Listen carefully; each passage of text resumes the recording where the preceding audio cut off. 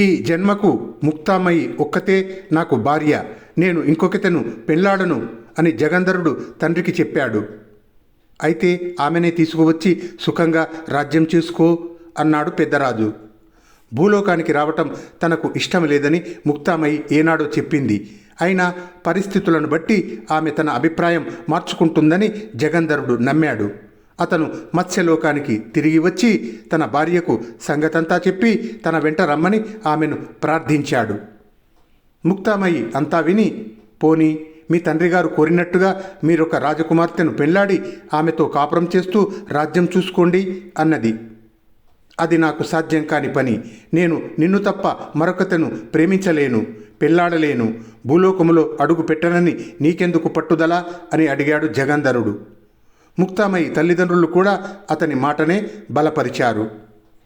సరే పదండి అని ముక్తామయి జగంధరుడి వెంట భూలోకానికి బయలుదేరింది. ఆమె చెంపా సరస్సు నుంచి ఒడ్డున కాలు పెడుతూనే పనిముకుడి శాపం తగిలి శిలగా మారిపోయింది. బేతాళుడు ఈ కథ చెప్పి, రాజా, నాకొక సందేహము. ముక్తామయి తెలిసి శాపానికి తనను తాను ఎందుకు గురి చేసుకున్నది? తన శాపం గురించి మాట మాత్రం చెబితే జగంధరుడు తనకు ఈ దుస్థితి కలగనివ్వడు కదా. ఈ సందేహానికి సమాధానము తెలిసి కూడా చెప్పకపోయావో నీ తల పగిలిపోతుంది అన్నాడు. దానికి విక్రమార్కుడు, ముక్తామయి ప్రవర్తనకు 2 కారణాలు ఉన్నాయి. ఆమె జగంధరుడి ప్రేమను అతి పవిత్రంగా భావించింది. అతను మరొకతను పెళ్లాడటానికి నిరాకరించటాన్ని బట్టే ఆ ప్రేమ ఎంతటిదో రుజువయ్యింది. అలాంటప్పుడు ఆమె తన శాపం గురించి చెప్పిన పక్షంలో జగంధరుడు తన రాజ్యాన్ని, కర్తవ్యాన్ని విడిచి మత్స్యలోకంలోనే ఉండిపోతాడు. కానీ అందువల్ల అతని ప్రేమ కొంత దెబ్బతింటుంది.